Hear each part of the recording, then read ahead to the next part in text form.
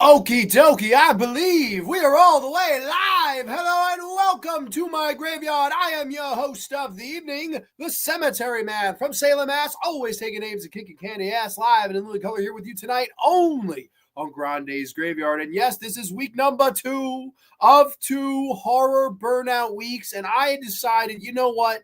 We call it horror burnout. We discuss non-horror movies on horror burnout week. Why not talk about some burnouts? Why not talk about not one, not two, but 3 stoner buddy movies tonight only on Grande's Graveyard as we cover the stoner buddy movie versus special. Yeah, say that 5 times fast. You might just get dizzy. But of course, tonight on Grande's Graveyard, we're going to be having these 3 movies face off, a showdown, if you will. Of course, first from 1995.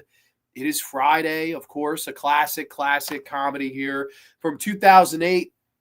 Pineapple Express, of course, another really good one. And lastly, but not leastly, and we're repping the merch. We got to rep. Anytime it's White Castle is in the part of the discussion, you've got to put on the jacket. It's Harold and Kumar Go to White Castle from the year 2004. So 3 stoner buddy comedies here, and absolutely no regrets on Grande's Graveyard. But there can be only one, El Champion. And we're gonna of course take your temperature. We're gonna go through category by category. Of course, we do have the Grande's Graveyard slideshow of fun here, where there is 9 categories, and of course, whichever movie gets the most points wins the matchup here tonight on Grande's Graveyard. It's a 3-way dance. It's a triple threat. One fall to a finish. That can be only one. Friday, Pineapple Express or Harold and Kumar Go to White Castle. Place your bets right here and now, only on my graveyard. And yes, we've got some comments here before we even went live. We had Susie in the house. Susie Navarez is in here. What's up, Susie? How's you, my friend? Susie actually was nice enough to promote the show pregame with her new Grande's Graveyard t-shirt. So thank you so much. Shout out to Susie for that. That was really cool. I'm frozen on my end here, of course. I think this computer is just on its last leg, man. I think it's time for an upgrade of a computer door. I don't know about y'all, but I think it's about time. Maybe this weekend, since we just got paid today, maybe we'll head over to Best Buy and get a new computer door, because this computer, man, I think it's unfortunately it's had its day. It's had its episode. It's had its time, if you will, Cody. It has had its damn time. As I'm still frozen there after I clicked her comment. So hopefully we can reset here. Okay, here we go. Zintel, what up, though? What up, Zintel? Of course, Susie's sister, James Abernathy, is here all the way from the UK. Hi, everyone. This should be a fun episode with plenty of shenanigans. Absolutely, I hope so. We got Dr. Howdy 666. I'm so fucking high right now. He's not low. Yes, and Will was nice enough to do a pregame video in my shirt smoking weed. So isn't that funny? I thought that was pretty funny. Where Mr. Graveyard at? I'm here. Hey, what's up, Trenchy? Bradley's in the house. What's going on, Trench? White Castle Jack. Oh, you know it. I had to be repping it tonight on Grande's Graveyard. I figured it'd be like, what better occasion? Hey, how you doing, buddy? Up to 2017 in the memoirs. Anthony, you're slacking, man. You got to get to 2018 in the memoirs. Hope all's well with you, though, buddy. What up? Pineapple Express all the way. No questions. Trenchy's not even hesitating. He's just saying, Pineapple Express, let's move on with our fucking lives. So, all right, fair enough. Ciao, Grande loves stoner movies because I can really relate. Oh, can you? Okay. What would you consider Dazed and Confused a stoner movie or just a wonderful coming of age film? Kick-ass soundtrack, high graveyard. I would absolutely consider that a stoner movie. I specifically wanted to do buddy stoner movies. That was my big goal here because, of course, Cheech and Chong paved the way for all of us. Cheech and Chong Up in Smoke is like the original buddy stoner movie. And I sat down and I thought about it. I was like, we're doing horror burnout week. Why the hell not do a triple threat with Friday, Pineapple Express, and Harold and Kumar? I figured that would be a fun triple threat to do. And I know everyone was upset I left Up in Smoke out of it, but I do love Up in Smoke. Don't get me wrong. Dazed and Confused is another great movie, and I was also considered coming of age, so I think that's a great call. White Castle forever. It is forever the greatest fast food joint in the house. Don't even question it. Love the jacket. You're the king of the forest. Is this your special bush? Just shared this on IG. Thank you so much, Anthony. I appreciate that. We got Triple M, Mernzies Movie Mansion. Holy smokes, guys. I can't see a thing. There's so much smoke in here. What up, Graveyard fam? Welcome, Paul Mearns. Hope all is well with you, buddy. My panic buddy. Absolutely. We all need a panic buddy. We got Texas CDC. Hola, Grande. Harold and Kumar better win, or I'm drinking a Dr. Hobbs bong water. Oh, no, don't do that.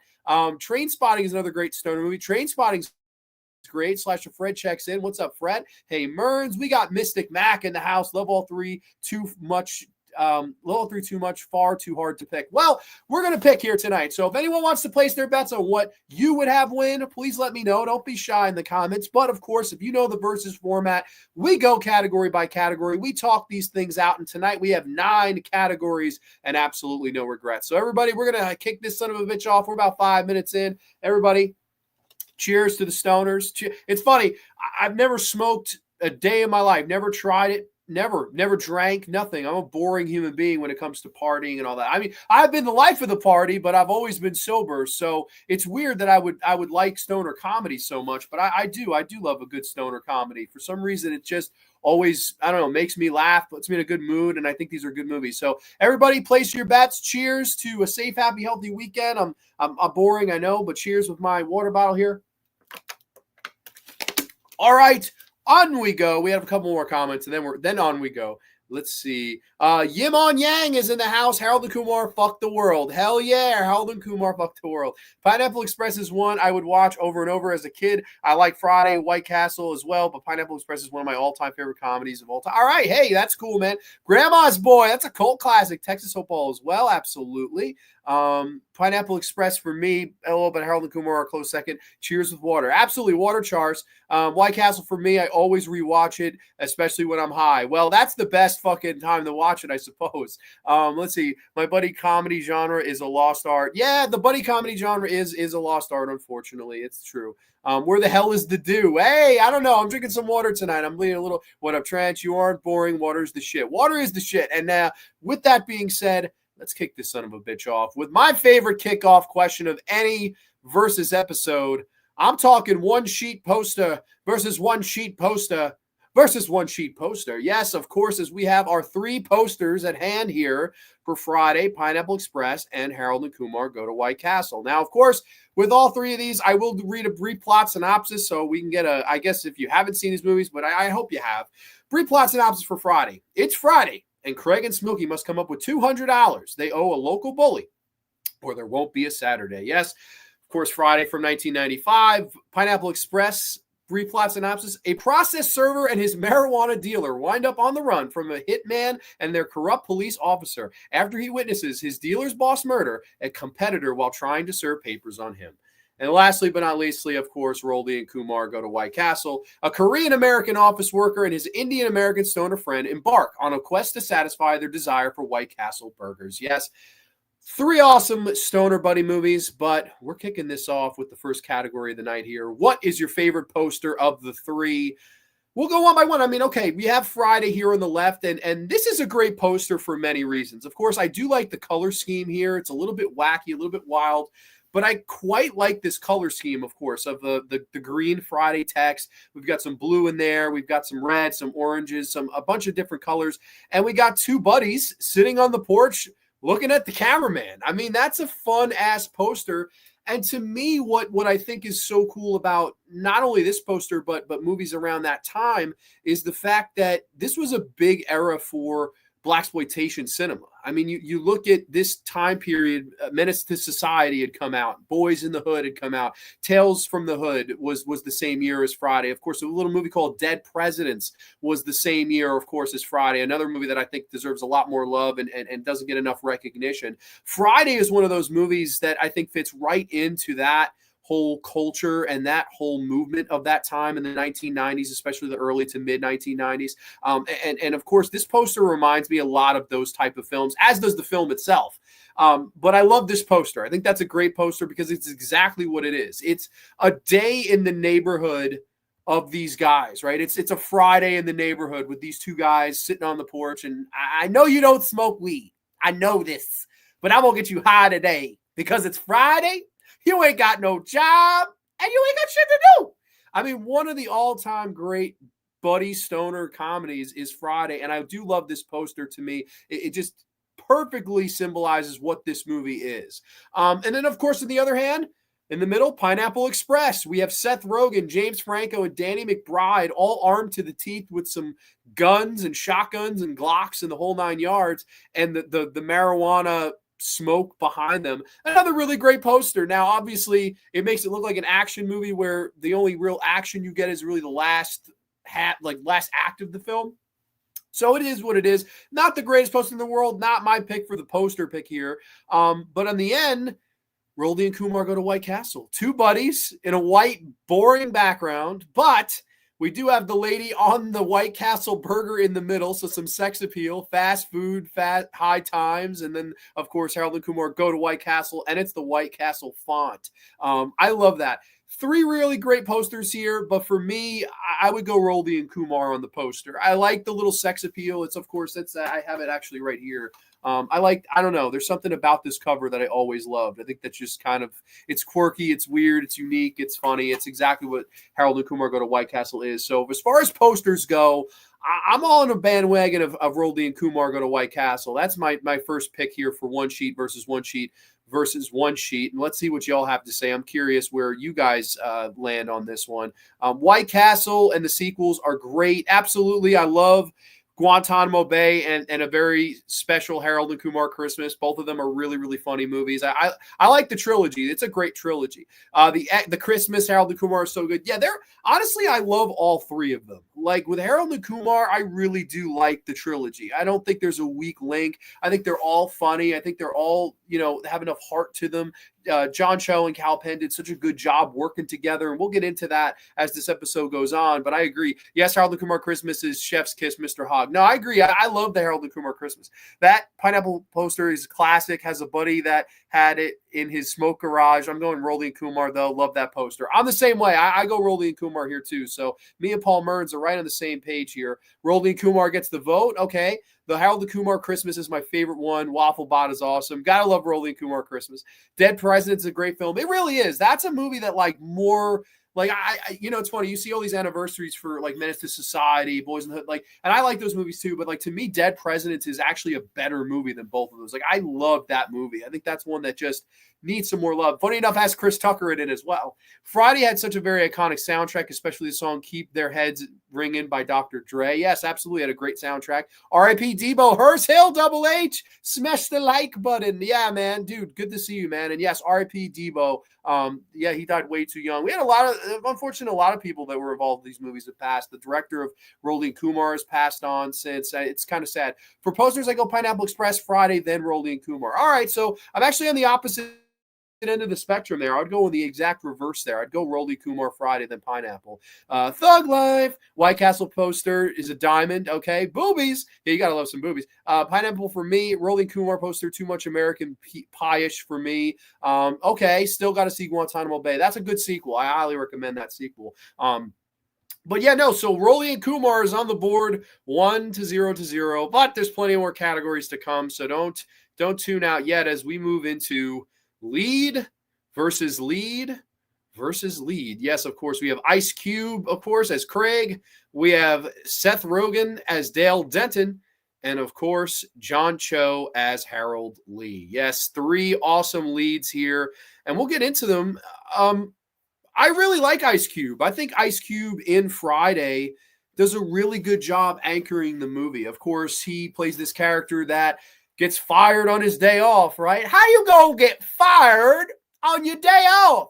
You've got to be a stupid motherfucker to get fired on your day off. I mean, Craig is, I think, the anchor that kind of holds the film down, right? Because Chris Tucker's up here with all his antics and craziness and one-liners, whereas Craig had to be the concrete to kind of hold it down. I think Ice Cube was the perfect player to do that. I think he did such a good job in this role as this kid who still lives at home, right? He's in his early 20s.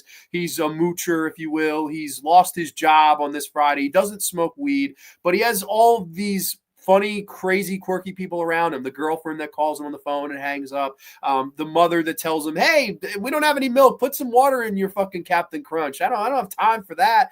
And of course, his father, played by Johnny Witherspoon, who we'll get into him as well when we get to the supporting cast category. But of course, I don't know. I just think Ice Cube was a great, great actor, and I think he did a good job holding this movie down. To me, that's the brilliance of Craig, right? Here's this guy who lost his job on a Friday, who's now just going to smoke, get high with his buddy, and try to put it all behind him. And then, of course, he falls in love with Nia Long's character in the movie, who I always really liked Nia Long, whether it be movies like this or Big Mama's House or a lot of good movies that Nia Long did. And he has a good chemistry with her. And I liked their kind of gradual meet as the movie goes on. Like, he likes her, but he doesn't know if he should go and just fully go out and ask her, on a date or anything like that, because he's still tied up with this no good girl. And of course, there is Debo, the neighborhood bully, who just is this bad news guy, really nasty guy who goes around bullying people, knocking people out, stealing their things and things like that. And there's a point in the movie towards the end where he has to fight Debo. He stands up to Debo for hitting Felicia, right? Bye, Felicia. He stands up to him and he's like, you know what, you son of a bitch, like, I'm going to pull out a gun on you. And of course, John Witherspoon at one point tells him, that doesn't make you a man. This right here, this makes you a man. You win some, you lose some, but you live to fight another day. And that's kind of Craig's whole arc, right? He had a horrible morning, right? A horrible Friday to start. He lost his job on his day off. He's not going to get paid. He's just down in his luck. People are trying to kill him over $200 that Smokey owed, not even him. But by the end of it, he shows that you win some, you lose some, but you live to fight another day. There will be a tomorrow for Craig. And I don't know. I think Ice Cube did a really, really nice job in this role. I really liked him in this movie. So yeah, shout out to Cube, because I think he's a really good lead in this. As we move on to Seth Rogen as Dale Denton. Yes, Dale Denton, the process server, if you will, who is the opposite, right? He's got a job where he hardly works. He's a process server where he dresses up in all sorts of disguises. He's dating high school Amber Heard. This is long before she was Amber Turd shitting on Johnny Depp's mattress and things like that. Dating a beautiful high school girl, smoking weed, living the life, just no responsibilities or fucks given, until he has the misfortune of witnessing a murder, right? Of course, Gary Cole's character capping the competition.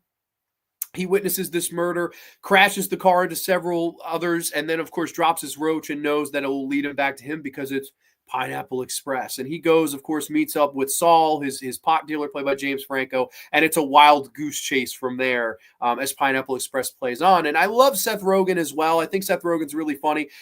He's one of those guys, unfortunately, in real life, the more you know about him, the more I don't like him, unfortunately, in real life. But I'm not going to deny that I think his movies are funny. I think he's a talented writer, right? He helped write this. He helped write Superbad. He helped write so many of the projects that he was a part of, and he became sort of a comic like star right around this time. It was movies like this, movies like Superbad, movies like Funny People, movies like 40-Year-Old Virgin. He was a part of all those movies and helped writing in almost all of those movies. Zach and Miri Make a Porno. Like, I don't know. Seth Rogen, I think, is a comedic genius. I love his humor. I think it's very clever. I think that he plays this part kind of, I don't know.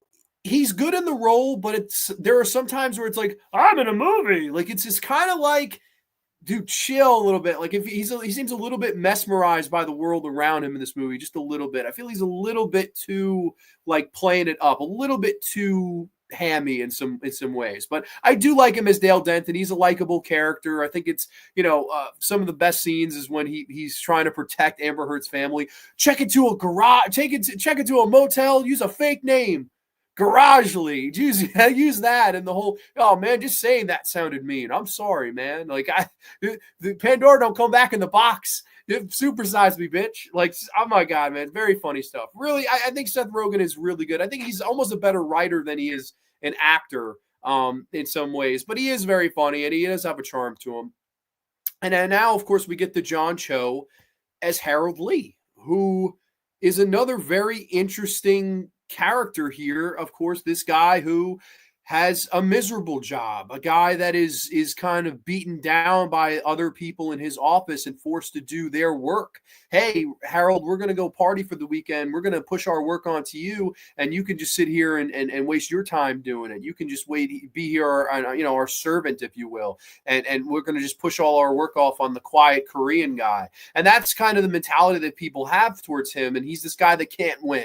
He's got a parking spot right in front of the place. Somebody swerves in ahead of him. He's got, he's walking. Somebody drives over a puddle and splashes him in the face. He's this guy that goes to this elevator every day and shares it with Maria, this beautiful Latina woman that he has this big crush on, but he can't muster up the courage to say anything to her. And of course, as the movie plays on, he and his good friend Kumar, they travel to White Castle, and it's this insane road comedy where anything that could go wrong will go wrong, and they encounter every single lunatic in the world and in between. And it's really, really entertaining. But John Cho, again, is a really good character, and I think he's a really good actor. I mean, I really enjoy a lot of movies he's in. Searching's another one I really enjoy with John Cho. He's just a really underrated talent, and this is a movie where I think he really owns it. Like, he's a great, great part of why I love Harold and Kumar Go to White Castle, because, again, I like his arc.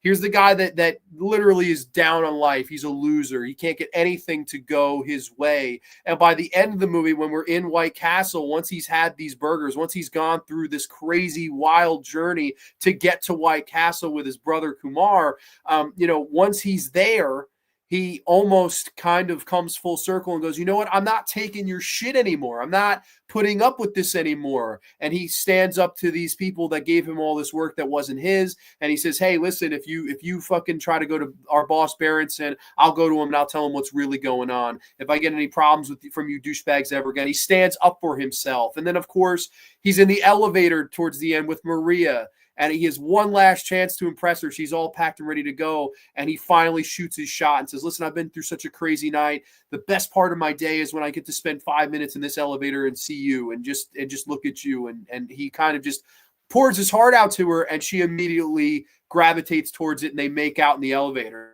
It's this great kind of full circle moment where we've watched this guy get all the shit, this whole fucking movie, shit thrown in his face, shit thrown in his way, bit by a raccoon, riding a wild cheetah, getting arrested for something he didn't do, all of these problems, only to ultimately stand up for himself and realize, hey, you're not this weak, pathetic guy. You're pretty badass when you think about it. And that's why we love Harold Lee. And that's why, of course, John Cho does a great job in this role. Now, it can only go to one. It can only go to one of these characters. I'm very much between Ice Cube and John Cho here. I think it's really close. I think both these guys do such a good job in their respective roles, right? I really do like Cube. Seth Rogen's good, but I definitely would lean towards Cho and Cube over him. I'm going to go John Cho as Harold Lee, though, because just something about his arc, his character that I always really liked, and I thought that he portrayed Harold Lee perfectly. Like, I really, really like him in this movie. So I'm going to go John Cho as Harold Lee, and Harold and Kumar gets out to a quick 2-0 lead. Holy shit. Is it going to be a clean sweep tonight on Grande's Graveyard? We will have to find out, but let's see what you all have to say in the chat. We had Eli Cortez in the house. Eli, what's going on, my friend? Hope all is well with you. Ice. Okay. Ice Cube. Yeah, Ice Cube. People saying hi. Friday had a late actor who was known for playing Marlon and Sean's father on the Wayans Brothers. Absolutely. Gets fired.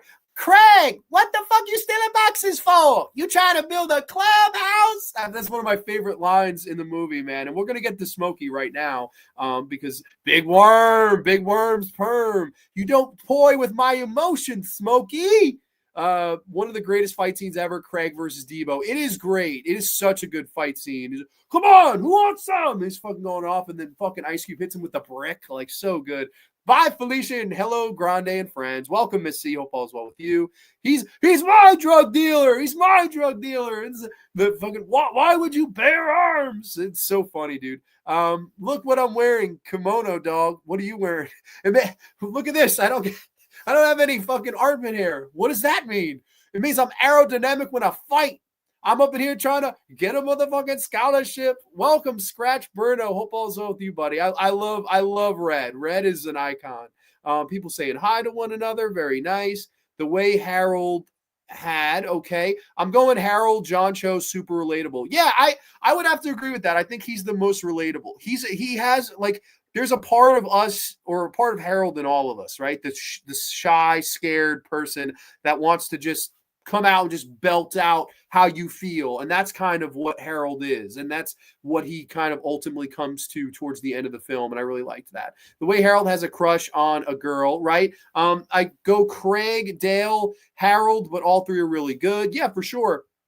The only one I seen is Friday. I'm more old school Cheech and Chong type of gal. Yeah, no, a lot of people were upset I didn't do Cheech and Chong on here. So I am sorry about that. The way Harold has a crush on the girl, but he's too shy to ask her out, reminds me of Bedazzled, depending on which version. Okay. Don't fuck with us in the street. Don't fuck with us in the street. Don't fuck us anywhere. That's fucking, oh man, that's a riot. But Harold Lee, John Cho, Roldy, and Kumar out to a big lead early, 2-0. As we move to category number 3, it's Buddy versus Buddy. versus Buddy. Yes, of course, as we have Chris Tucker as Smokey, James Franco as, of course, the legendary Saul, and then lastly but not leastly, Cal Penn as Kumar. Now, this is an interesting category as I got to take a quick sip.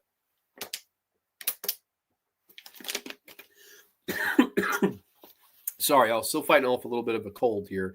But this is an interesting category in a lot of ways.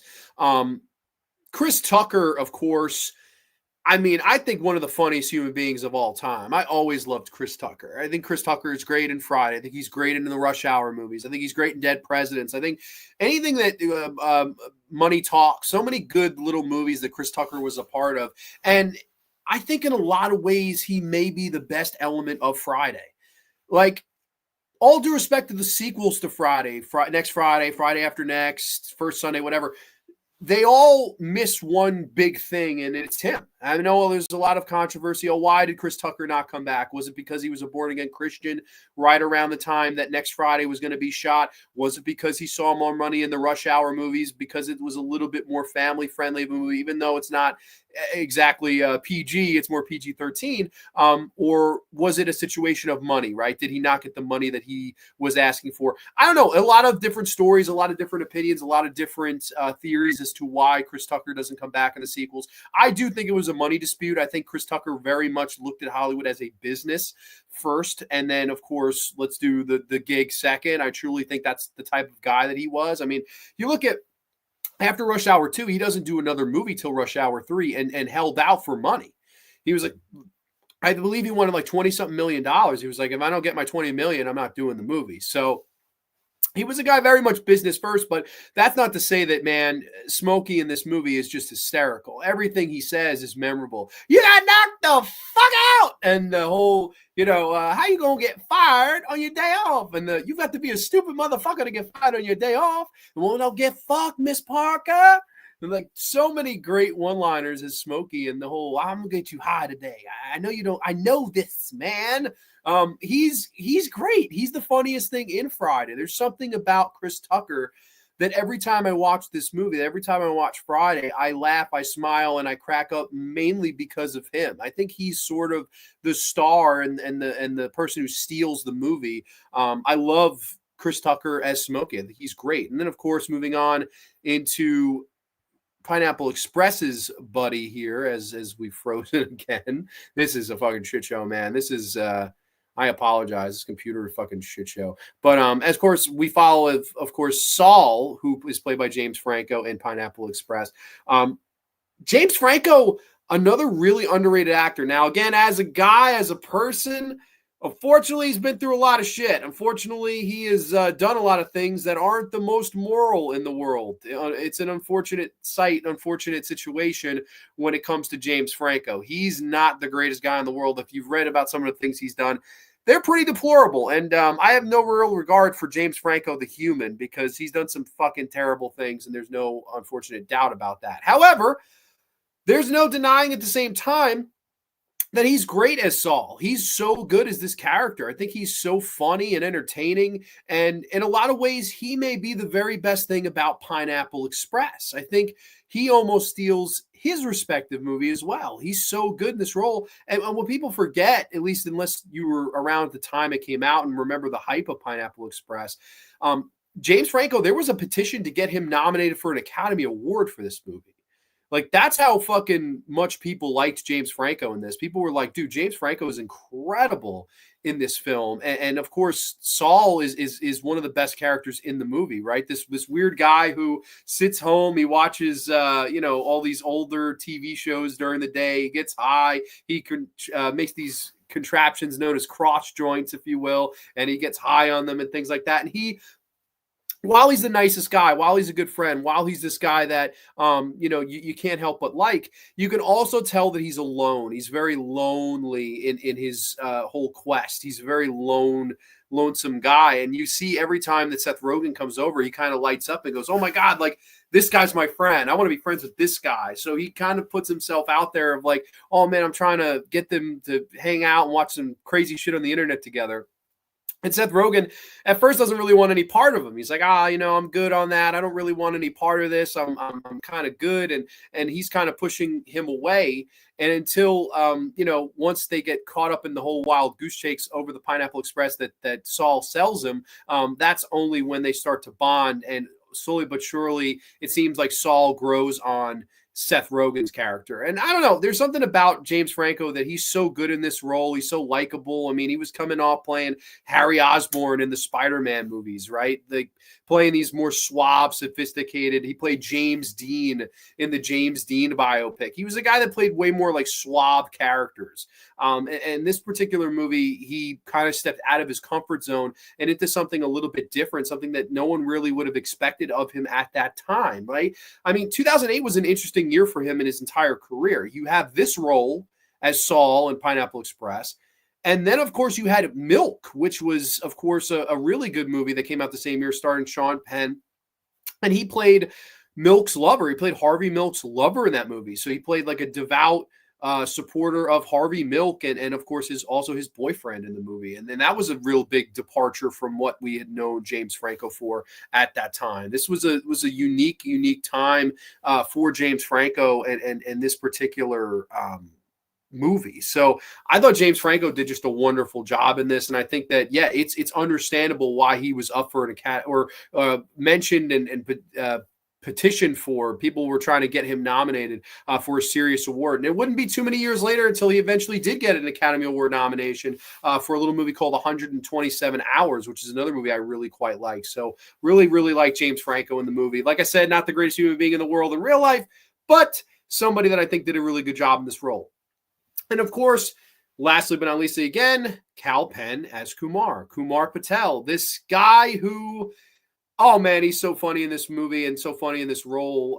He's this guy who mooches off his father, who is a very successful doctor. He has perfect MCAT scores, but he's a burnout. He doesn't want to listen to what his father tells him. He doesn't want to become this successful doctor. He kind of want to just mooches off the ride and be left alone at that. He doesn't want to be bothered other than what he's doing there. And of course, his father's being really hard on him. He's saying, hey, listen, like this is fucked up. You shouldn't be not listening to me with this stuff. You should totally be trying to apply yourself and be better and make a change for the better. And of course, he doesn't really want to do that. He just wants to get high and eat and laugh his ass off. And that's kind of how his character rolls in this movie. And I don't know, there's something about Kal Penn that I always really liked. I always thought he did a really, really good job in this role. And I thought that, while generally this character, you could play it a certain way, I thought Kal Penn brought something a little bit unique to it. Like he brought more of a sensibility to the dumb stoner buddy character, if you will. There's definitely some more sensibility in there. I do really like Kal Penn, and he's one of those guys, again, really likable. I always liked him on the show House when he was on the middle seasons of House. I thought he was really funny on that. It's a guy that was randomly in Superman Returns as one of Lex Luthor's henchmen. I always thought that was a weird role for him. But I don't know, something about Kal Penn that's always been really, really likable to me. But with these three, I think you have to play it smart here. I think you've got to go with Smokey. Of course, Chris Tucker as the best buddy in the movie, because I really do think of the three of them, he probably steals it the most. But let's see what you guys have to say in the comments. I'm very curious what you guys would go with. I got to go Smokey on this one. I'm with you. I'm going Smokey on this one too. I love Friday After Next, one of my favorite Christmas movies. It's funny. I really don't like the sequels to Friday. Maybe I have to revisit them. I like Smokey, but he's a demon. At least Saul and Kumar, yes, get their friend into trouble, but they all mean well and help them become better. Smokey is just a shit starting demon. Yeah, I mean, that's a good way to look at it. Morality-wise, yeah. And it's a shame. I've heard some bad stuff about Chris Tucker in real life too. And I hope it's not true, but unfortunately I do believe that it is. Morality, if we're talking morality in real life, it's definitely Kal Penn is the best person of these three people. But as far as best performance, I got to go Smokey. I like Smokey, but Jesus Christ, does he go out of his way to start problems? Yes, he does. Yes, Saul is great. Not sure if he steals it, though the hitman duo exists. Absolutely. Kumar is great. I can't stand James Franco. Yeah, there's a lot of people that don't like James Franco. He's very hit or miss. I think as an actor, I like him. I do like him in some movies. I really do. I'd be lying if I like him as Harry Osborn. I liked him as James Dean. I liked him in this. I liked 127 Hours. There's some performances of his that I do like. Unfortunately, as a human being, though, real shitty person. And once you read what he did, there's a reason you don't see him in movies anymore. And it makes sense. But at this time, I think he was a good talent. I liked James Franco, at least in this movie. I go Saul, Kumar, Smokey. Okay, I want the smoke. Hell yeah, James Franco, Saul. Well, James Franco, Saul, unfortunately, does not win this category. Instead, it does go to Smoke. Smokey, don't toy with my emotions, Smokey. Buddy versus buddy versus buddy. Chris Tucker gets Friday on the board as it is 2-1-0. As we get to supporting cast versus supporting cast versus supporting cast. Yes, of course, we have Johnny Witherspoon, Nia Long, Bernie Mac, Faison Love, and amongst others in Friday. We have Danny McBride, Rosie Perez, Gary Cole, Kevin Corrigan, and Craig Robinson in Pineapple Express. And then, of course, Neil Patrick Harris, Anthony Anderson, Christopher Maloney, and David Krumholtz in Harold and Kumar Go to White Castle. Now, again, I really like most of these supporting actors, and starting off right here with the late John Witherspoon. I love John Witherspoon. I think John Witherspoon did such a good job as the dad in this. And of course, the whole thing I was saying before, you win some, you lose some, but you live to fight another day. I love that. I always thought that was a cool kind of monologue that he gives there. And then, of course, the comedic timing with him was so great, right? The don't nobody go in the bathroom for about 45 minutes. And the whole, I like pig's feet. He's getting mad at the son for eating all the stuff in the fridge. And he's kind of lecturing Ice Cube and things like that. And the whole thing with the mailman. Oh, the mailman, he got bit by a dog. It bit him in the ass. Run, Mr. Mailman. Don't let that dog bite you in the ass. I mean, he's just John Witherspoon is so fucking funny in this movie, man. Like, never ceases to make me laugh and never ceases to amaze, how talented John Witherspoon was. It's a true loss that he's no longer with us. I really always just loved him, and I thought he was super likable. And Friday was definitely my favorite role for him. I thought he did a great job in Friday as this particular character, as the dad character. Nia Long, again, always really liked her. Like I said, in other movies that I had mentioned before, like Big Mama's House, I really like her. She's just a sweet lady, very charming. I always liked at the end when she stands up to Devo and she says, all these other motherfuckers might be afraid of you, but I'm not. You don't hit a woman. And she gets all up in his face. And I like that even though she was a tiny girl, wasn't going to do anything to Devo, she stood up for her sister. Like you saw that she had some backbone to her. And I really liked Nia Long in this role. She was a good love interest. She's not in the movie too much, but when she is, she's very good. And of course, there's the great scene with her and Chris Tucker where she hooks him up. Hey, listen, my girl wants to hook up with you. And he's like, oh, hell yeah. Let me call her. So Chris Tucker calls her and she's telling herself up. And, I look like Janet Jackson, some people say. And then when she gets out of the car and Chris Tucker sees her, he gets all upset and he goes, the bitch said she looked like Janet Jackson. She looked more like Freddie Jackson. I mean, that's one of the all-time funniest scenes in the fucking movie, just Chris Tucker. And Nia Long, once he tells Nia Long this, she just bursts out laughing. It almost feels like a genuine reaction, like it wasn't in the script for her to laugh. It's just genuinely fucking so funny and perfectly delivered by Chris Tucker. Like, I don't know, I think he's great in this, man. Bernie Mac as the Reverend Miss Parker. Miss Parker, so fucking funny in this. I love Bernie Mac. Another guy that's gone way too soon. Like, anytime I think Bernie Mac, I just get sad. Like, he was such a fucking talented guy. So funny, so natural. I loved the Bernie Mac show. I even like bad movies like Mr. 3000. Like, if Bernie Mac was in it, I would give it a shot. Bad Santa, I love his character. Listen here, small fry. Like, something about Bernie Mac I just always thought was really, really funny. His stand-up's great.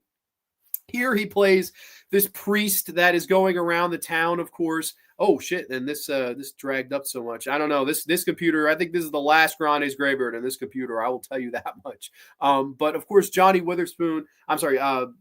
Bernie Mac is tremendous in this. As I can share the screen a little bit more. I didn't realize I wasn't sharing here. He's great. I think Bernie Mac was just so likable in this, and I thought he was good in this role as the guy who, this pastor who eventually kind of tries to sleep with Miss Parker, only to get chased away by the guy who plays the midget in Bad Santa. You know, it's funny. I just noticed that after all these watches. I just noticed that the same guy who plays the midget in Bad Santa is the same guy that chases Bernie Mac away. That's the husband of Miss Parker. So that's such a fun callback. Really, really like Bernie Mac here. And then lastly but not leastly, Faison Love as Worm. Big Worm and the Big Perm. Don't you toy with my emotions, Smokey. Really good. I think he's really funny in the movie as this guy who is taking himself uber seriously and won't let Chris Tucker go over $200. He puts a hit on them. He's trying to like prove his cred to the neighborhood. So many great performances, though. Of course, the actor that played Debo, may he rest in peace. A lot of these actors, it's sad that Friday they're gone. I mean, this movie's 30 years old this year, and the three of the people I just mentioned, Witherspoon, Mac, and the actor that played Debo, they're all gone. Too young, too soon, but really good cast. I really like this cast for sure. As we move on to, sorry about that. As we move on to Pineapple Express and their supporting cast, Danny McBride is Red. I mean, Red knows. Only Red knows, man. Red, who is this fucking hysterical middleman character who is so fucking funny in this movie. Like, another guy, anytime he pops up on the screen, you just can't help but laugh. You can't help but be mesmerized. The whole, I'm up in here trying to get a motherfucking scholarship. And the whole, I'm baking a cake. Why are you baking a cake? Well, today's my cat's birthday. Well, all right. Well, cool for you. Well, he's been dead for 3 months. So who's the asshole now? It's like he keeps saying it. And then he says something like, oh, I bet your cat went to heaven. He goes, yeah, he could have gone to heaven, but he was a little fucker. He could have went to hell too. Like, I don't know why he's so funny. And then like throughout the movie, he's killed several times, but then just comes back. Like he gets shot and left for dead in his house after he loses the crazy fight to Rogan and Franco. He gets shot there. He gets shot in the third act after coming back in his car and running over Craig Robinson. Say hello to my De Luanos, motherfucker! And he shoots the guy's foot off. Fucking hysterical. Saul, hey Saul. I love him, man. He's just so great. And they get him out of there in this final diner scene where the three of them are in this diner and they're talking. And you see like all the shots he's taken, all the dirt in his face, all the punishment, and he's still just smiling and crazy. And just, I don't know, something about Danny McBride that I always thought was so fucking funny in this movie. I think he's great as Red. I love Danny McBride. Rosie Perez plays the corrupt cop in it. I think she's fucking great. Always really liked Rosie Perez. She plays this evil cop in the movie. Just kind of this fun, quirky little performance from her. And I always thought, I always thought the world of Rosie Perez. I always thought she did a really good job.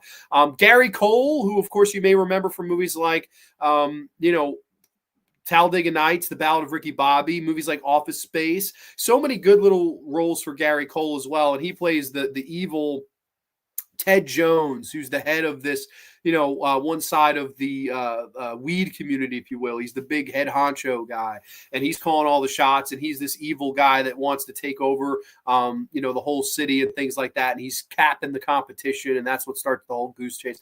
Really like Gary Cole in the movie. I think he does a good job. Kevin Corrigan, another really good underrated indie character actor. Always loved him in this movie called Big Fan with Patton Oswalt. Really like Kevin Corrigan. And then, of course, Craig Robinson. They play these partners in crime, if you will, that are henchmen for Gary Cole. And they're just so funny in this movie as well. I think they're really, really cool. As Trenchy says, the Hitmen duo is my favorite part of the movie. The scene where he's feeling the food's still warm. And hot Ted, all right, kill Red. Like, I don't know. They're really funny in the movie. And I think they had a great chemistry. So I really like all the supporting characters here in Pineapple Express. And then, of course, Harold and Kumar Go to White Castle. This is a quite a supporting cast right here. Is, of course, that's him. Yeah, Doogie Howser in the flesh. NPH, Neil Patrick Harris. I really, really always liked NPH. And this was a movie that kind of revitalized his career, which I'm not sure if a lot of people noticed that. But, like, this was a movie that came out and his career was next to dead. He wasn't really doing much. And then once this comes out, he all of a sudden gets the offer for a little show called How I Met Your Mother. And How I Met Your Mother became a really, really big hit moving on afterwards. And the producers and casting directors of that show have admitted that the reason they got Neil Patrick Harris was because of his appearance in this movie. So this movie may not have made a lot of money on the set of this movie, but moving forward, it made him a shit ton of money. And there's a big reason why he came back for the sequels, because I'm sure he was forever grateful for this character, for this performance. And what he's basically playing is the polar opposite of himself while also actually playing himself, right? Neil Patrick Harris, as we know in real life, is a homosexual man. He is gay. In this movie, he is this over-the-top sleazeball that is super into pussy, and he wants to get fur burgers, and he wants to have sex all the time with all these women, and he's this complete pervert that cannot hold his shit together. He just wants to have sex with women despite his whole motto of being a homosexual. So I thought, what a cool, daring performance for Neil Patrick Harris. Let's play a caricature of myself. Let's play the opposite of myself, whereas I'm still Neil Patrick Harris in this world. I'm still Doogie Howser. But instead of being a homosexual, I'm a raving heterosexual. I don't know what it is, but I think that was so brave and so fucking well done. And I love Neil Patrick Harris's performance in it. He's great. Anthony Anderson as the Burger Shack employee of 3 years, of course, is this guy who is in this Burger Shack where the White Castle location used to be. And as a Burger Shack employee for the past 3 years, let me tell you that the burgers here just don't cut it. Just thinking of those mini White Castle burgers and those little onions and explode in your mouth like flavor crystals. It makes me just want to burn this motherfucker down. Come on, Pookie, let's burn this motherfucker down. And he starts throwing and putting the stuff and come on, Pookie. So fucking funny, man. Anthony Anderson is, again, another guy that went on to do so much, right? The Blackish show, of course, I believe the same year was, or maybe in the year before, was Kangaroo Jack, another movie that I always really liked him in. I think he's good. I always like Anthony Anderson. Really, really funny guy.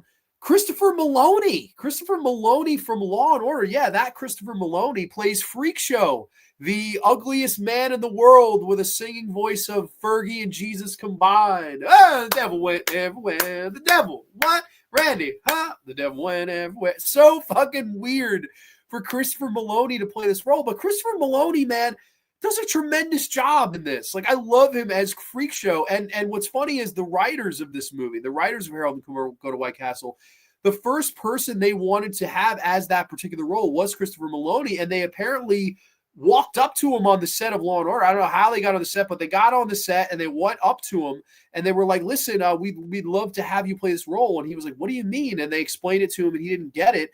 And they said, well, you were the first person we thought of. And apparently Christopher Maloney was so touched by that. He was like, he said, I've been an actor for a long time. I never had anyone walk up to me and tell me, yeah, we were thinking of you when we wrote this. You were our first choice. So he was like, you know what? I'm going to do it. And he plays the ugliest man in the world who wants you to have sex with his wife. And he's this weirdo with pulsating pus coming out of his cheeks and stuff. I mean, really fucking funny. I thought Christopher Maloney nailed this. And of course, David Krumholtz as one of the older stoner guys. Of course, you might remember him from oh my gosh, what else was he in? Addams Family Values he was in. He was Bernard in the Santa Claus. I'm going to see Katie Holmes is a nice, respectable woman, and I'm going to see her boobs. I just thought he was really fucking funny in this. And of course, as is Finch. Finch is in the movie. I saw Eddie K. Thomas, absolutely. As Slasher Fred commented, he's in the movie as one of the other stoners. Really good. I like them too, as Roldstein. And I mean, I don't know, they're very good as well in this movie. So really all good supporting casts here. I think we have some really good battle going on. But I want to hear from you, the Graveyard. I want to hear what you guys think about this. What do we think with this one? Let's see where we were. Yeah, Franco sucks as a person. The supporting cast is probably the hardest category. R.I.P. Bernie Mac. Absolutely R.I.P. Bernie Mac was great in Life. Life, yes, absolutely. He's really good in that movie, as is Miguel Nunez, who was in that as well. The dad in Friday is the best part. Yeah, but he's great. Johnny Witherspoon's great. In Pineapple Express, I love Bill Hader as the Stone Soldier at the beginning. Yeah, right? We mark this illegal. And then he's playing the trumpet. So funny, man. Bill Hader's great. The Hitman duo is my favorite part of the movie, right? Big fan is underrated. Good pull. I love that movie. That's like one of my favorite indie movies for sure. You used to be ruthless. I synced it. Love that line. My favorite scene of White Castle is the please stop beating me, right? The guy in the cell, like, I'm not resisting. Please stop. He's got a gun. That's a book. I love that. It's fucking hysterical, man. LOL. My favorite scene in White Castle is the please stop beating me. Yes, exactly. Does the cheetah count as one of the supporting cast? Why not? Right? LOL, I remember that quote. Yeah, no, there's so many good lines in this. Anthony Anderson, when he was young, was on a live action coming of age Saturday morning comedy series called Hang Time. I've not seen that. Maloney all the way. He's had such an incredible career, so underrated. Love him in Oz, Harold and Kumar, True Blood, Wicked actor. He's great. Yeah, I love Christopher Maloney. I think Christopher Maloney did a really good job. Well, since we're all here, how about a foursome? And they all run. No! Oh, you can do anything. Make a drink, make a sandwich, fuck my wife. And they're just like, did you say we could fuck his wife? And they're like, if this guy looks like this, what do you think his wife's going to look like? And it's funny enough, I believe Melaine Ackerman, something is her name. She has her own show now. She's the lead on a big Netflix show now. It's so funny how long of a way she's come. 21 years later, she's the lead of this Netflix show. So really cool. Freak Show's wife even made it. I would go Pineapple Friday Castle. And, those are great picks. I'm actually going to have to give the first point here to Pineapple as well. I really think the supporting cast in Pineapple is great. And it's not just these few people. There's several others, like Bobby Lee is in there, which Bobby Lee's also Harold and Kumar. So Bobby Lee's in two of these movies. Rare to see more than one person in any of these, but yeah, Bobby Lee is in more than one, and he's in this. So I don't know. I would go Pineapple here. I think Pineapple has a really, really good supporting cast, really underrated. I think that Danny McBride is definitely the standout of the bunch as Red. I think he's just great. So Pineapple gets on the board. It's 2-1 as we move on to director versus director versus director. Of course, it's F. Gary Gray takes on David Gordon Green and the late Danny Liner, who, of course, has sadly passed away from lung cancer.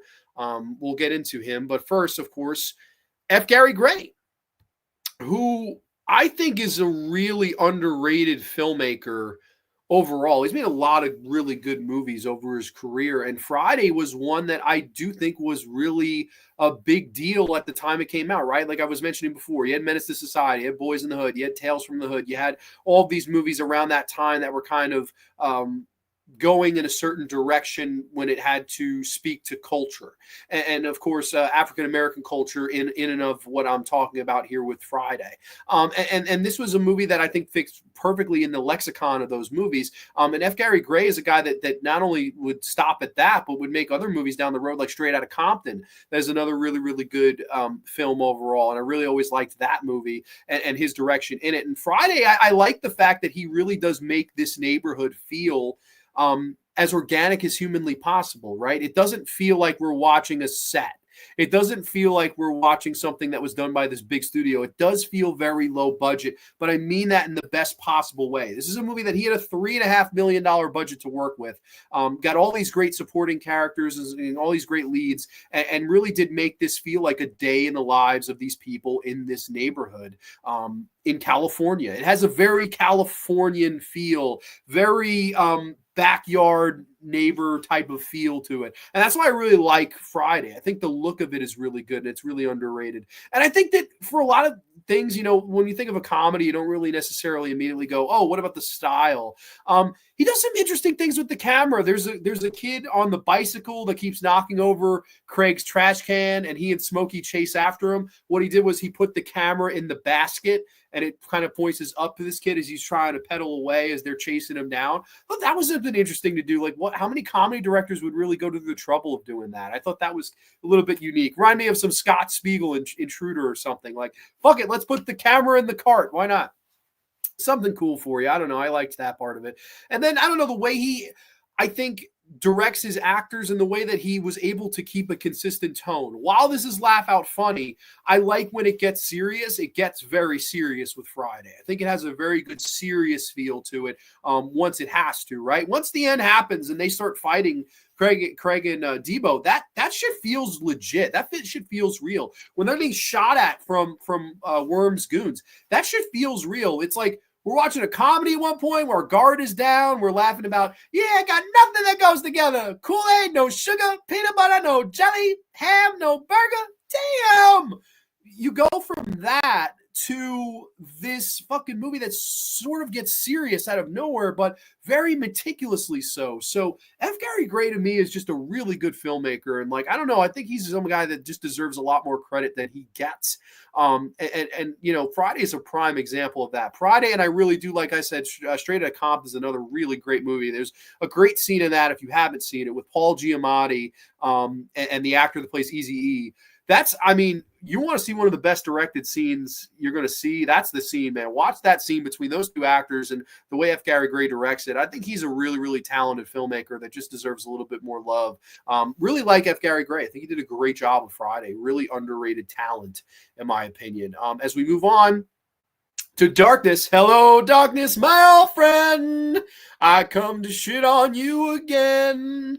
No, let's be honest. I like this particular David Gordon Green movie. I don't really like the Halloween ones. Not any of them. They're all horror. The three worst Halloween movies are directed by this dumbass. So unfortunately, there is that. But I won't hold that against him. We're going to be impartial. We're going to be fair, if you will. F-A-I-R, fair. I don't know. David Gordon Green, which was a weird choice even then to direct this movie, because this was a guy that made a lot of indie pictures. This wasn't a guy that made stoner comedies. This wasn't a guy that you would think would work with a guy like Judd Apatow, who of course did help write, did help produce this picture, was a guy that was red hot at the time, right? I mean, in a lot of ways, in another world, you would think that this would have just been directed by Judd Apatow. Judd Apatow was coming off 40-Year-Old Virgin. Judd Apatow was coming off Knocked Up. Judd Apatow had his hands in everything at this time, and it's interesting because with this and Superbad, which was Greg Mottola's film, they went with independent filmmakers, which was a really interesting kind of direction to take. And of course, Greg Mottola had made movies like The Day Trippers, some really small independent movies with like Parker Posey and Liev Schreiber. Let's get them to make our big budget comedy with the Judd Apatow, Seth Rogen, Evan Goldberg humor. And you wouldn't think it would work, right, with these indie directors. But dare I say, Superbad and Pineapple Express may be the two best movies that Judd Apatow was ever a part of. And he stepped out of the director's chair and let these veteran independent filmmakers step in and add their own 2 cents to it. And I think that was the smartest thing that Judd Apatow did. I think Judd Apatow is a better producer, better writer, better creative than he is a filmmaker. And I think that David Gordon Green and Greg Mottola, respectively, kind of prove that. And I think that David Gordon Green, despite all the shit I give him for Halloween, despite my hatred for all of the remake trends that he wanted and started, I do like him, and I think he did do a good job with Pineapple Express. I think this is a very well-directed movie, so no shit there. I think the action sequences are fun. I think the pacing is really good. I think he did some things right as a director here. I do think David Gordon Green does a serviceable enough job in this movie, as I'm frozen on my end once again. So we'll bear with that as I clear my throat. A good time for a sip break, right? Sorry about that, y'all. My fucking voice is shot from the week. It's been a long week, if you will, but we're still going here. As we get to the last director on the chopping block here, Danny Liner, who was mainly a TV director, of course. The late Danny Liner, of course, sadly, he's no longer with us. He passed away of lung cancer, I believe, just a few years ago. So rest in peace, Danny. A main TV director, right? He directed episodes of The Sopranos, directed episodes of Malcolm in the Middle, a lot of TV, but and a lot of TV projects, right? A lot of directed DVD movies. Of course, there's the one with him and Sean William Scott. And Sean William Scott's like a tennis coach. I forget the name of it. It wasn't a great movie. There was, of course, Dude, Where's My Car, which was a movie he had done before this, which is another stoner buddy movie, if you will, which is with Ashton Kutcher and Sean William Scott. They were good friends in real life. He steps in to direct this. And what I always thought was interesting about this, they picked him solely based on the fact that they were banking on this being a direct-to-DVD movie. They thought that Harold and Kumar Go to White Castle was never going to go to a cinema. They were like, no, we got a TV director. We got a $9 million budget. We're not with McDonald's. We're not with Burger King or Wendy's. We're with White Castle. It's not one of the big, three, if you will. It's a liked entity, but it's not everywhere like those rest of them, right? It's not the Golden Arches. It's just not. However, he made a movie here that I think surprised a lot of people. This was a movie that you got to keep in mind. National Lampoons didn't want their name on this movie. This is a movie that fell in New Line Cinema. New Line Cinema, they didn't have much faith in it. They thought it was going to go direct to DVD, and they liked it so much they actually pushed for it to have a theatrical release. And that's something I always hit home with me with Danny Liner. Danny Liner, in a lot of interviews, always expressed that they didn't believe in us. They didn't believe in this little engine that could. They didn't believe in Harold and Kumar and White Castle. They didn't believe in it. And a lot of the fact is because they didn't believe that a movie could be led by two white or Caucasian actors, right? Here we had a Korean guy and an Indian guy in the lead. So much so that in the trailer, if you watch the trailer to Harold and Kumar, they promote this as, do you remember that that Asian guy from American Pie, or the Indian guy from Van Wilder? That was how it was promoted. They didn't even deserve their names in the trailer. It was just, oh, here's this Indian guy and this Asian guy from two other things that you might have known that were National Lampoon owned, but not National Lampoon produced. Like that was how little faith they had in Harold and Kumar Go to White Castle. And Danny Liner made a movie that was so good that they couldn't refuse and had to put it in the cinemas. And now this wasn't a ginormous hit in the movies. It made about $24.5 million. When it came to DVD, it smashed, and it made over $30 million in DVD sales. Harold and Kumar Go to White Castle was a movie that had legs over time, and I think Danny Liner is a big reason for that. And I think that, I do think he directed this movie with a chip on his shoulder. They don't believe in me. They don't think that this is good enough for a movie theater. I'm going to prove them wrong. And Danny did. And I think that, a lot of the success for the trilogy, right? The big reason that the next movie makes over $50 million in the box office, I think a big reason for that is what Danny Liner did with this film right here. I think he's a big, big recipe and key to Harold and Kumar's success. And I like that he directs this movie. It's nothing spectacular from a directorial standpoint. I'm not trying to say that he's Martin Scorsese, but I do think that for what it's worth, he made a movie that felt very much along the lines of the vacation movies with Chevy Chase, right? The early National Lampoon stuff like Landis would make, stuff like Harold Ramis would make, stuff like that, where it felt like this buddy comedy, right? Like Planes, Trains, and Automobiles, but with, Kal Penn and John Cho. A buddy movie about, these guys traveling. Instead of trying to get home, they're trying to go to their favorite fast food place and get the ultimate desire. I don't know. It's a small story, but I think Danny did a great job with it. And I always just really respected him. And I think that, it's lousy that he was not looked upon with the most confidence, but he's somebody that said, you know what, I'm giving nothing. I'm going to take everything. And that's what he did with Harold and Kumar Go to White Castle. So I have nothing but respect for Danny. I think he did a really, really good job here. And may he rest in peace, because he died too soon. 57 is way too young. However, for the winner of this category, I think it's a slam dunk for F. Gary Gray. I think he's a really fucking talented guy. And Friday is just a quintessential movie from that time. I think that a big reason for it is F. Gary Gray. Like, he had the least money to work with of the three of them. He was a guy that, again, really understood the culture and what the movie was trying to say. I think that Friday definitely is a really well-directed picture. So I'm going to go F. Gary Gray here as the best director of the three here. And we're going to see what we got here in the comments. Let's see. Good choice. Red is the man. Red! Danny Liner also did Dude, Where's My Car? That's right. I'll go Gray. I like Be Cool as well as directed by him. Yes, there's also the one, oh my gosh, who the fuck? It's Kevin Spacey.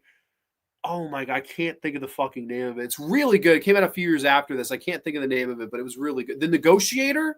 I think it's called The Negotiator. It's another really good movie. Water cheers. I'm out of water now. I feel like if it was McDonald's or Burger King, it wouldn't work. It needed to be something known enough, but not niche enough. Sure. Yeah, no, for sure. I go Friday, Pineapple Castle. Yeah, no, absolutely. I could totally see that. I think I'd actually be in the same boat there. I think I'd go with the same three in that order as well. And I do think all three of these directors did a really good job, though. So for what it's worth, Friday gets its second point. Yep, it's now 2-2.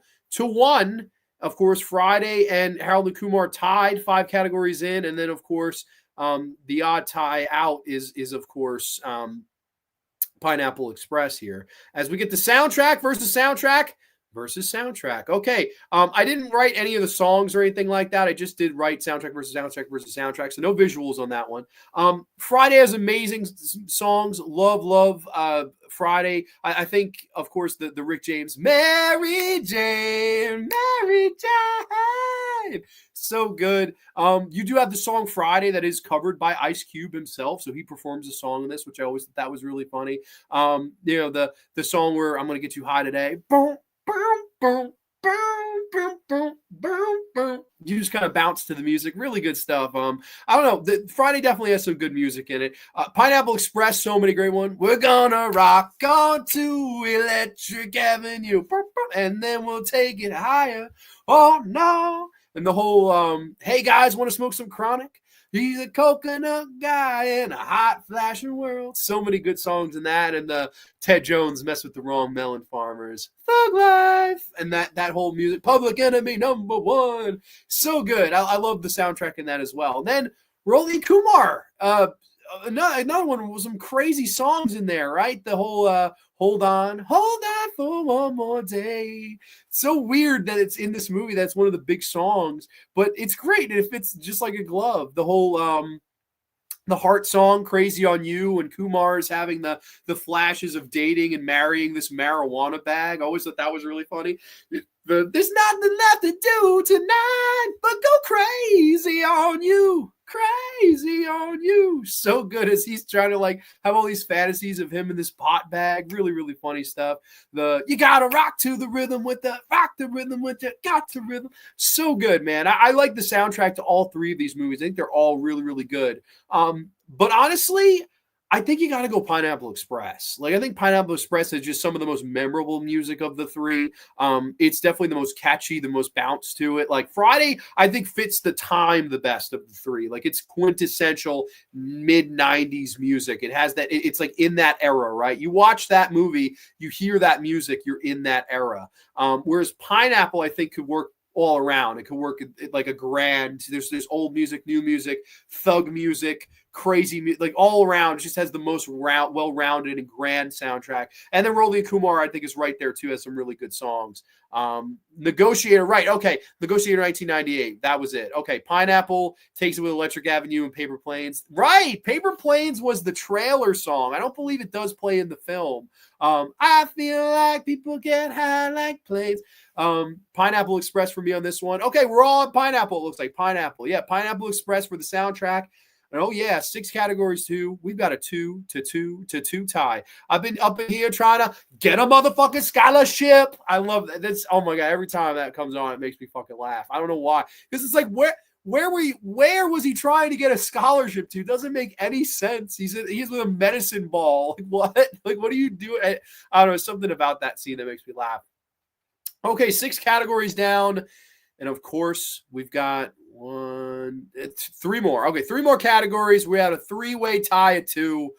Let's break the tie for now, of course, with category number 7, comedy versus comedy versus comedy. Which comedy movie, which Buddy Stoner movie is the funniest of the bunch, right? Of course, Friday, we got Bernie Mac here on the porch talking about Miss Parker, Pineapple Express, The Wild Goose Chase, and then Harold and Kumar riding the cheetah all the way home here.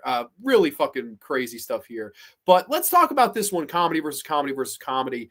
All 3 of these movies are fucking hysterical. There's no doubt. I laughed my ass off this week a lot. I watched Friday on Monday, Pineapple on Tuesday, and Harold and Kumar on Wednesday, respectively. And I laughed my way through all of these movies that I've seen numerous times. That's the true testament, right? If you've seen a movie enough times, you watch it and still laugh. You know the movie's doing something right. And these 3 movies are still funny no matter how many times I have seen them, respectively. Friday, we've gone over so much of it, but we can talk about it again. I mean, the whole idea of Smokey just giving Craig the worst time in the world about losing his job. And they didn't catch me on tape. And the whole, you ain't got to lie, Craig. You ain't got to lie. And then Felicia, the whole Felicia character who screws him out of getting the money and all that, like that, all that shit is fucking hysterical. You have the scene with Smokey and the angel dust, and he's smoking with these Mexican gentlemen, and they're like, "Bro, take it easy, SA," and he's like, "Shut up! Would you don't think I can smoke my weed?" And he's smoking, and they're like, "Dude, that's angel dust." So Chris Tucker freaks out and starts taking off all his clothes and loses his mind and does the twitch, and then he ends up in Debo's mother's pigeon coop. Debo's pigeon coop, and his own mom has to talk him out of it. Just some of the, dude, every time I watch that, I fucking cry laughing. It's so funny. Chris Tucker running down the street in his drawers going, "Oh, goddamn. Like all that stuff is just, oh, so funny. And the whole, you fucking up the rotation. Puff, puff, give. Just, I don't know, something about Friday, some of the humor in it just never gets old to me. It's really, really funny. It's the way the lines are delivered, which are really, really special. It makes me laugh every time.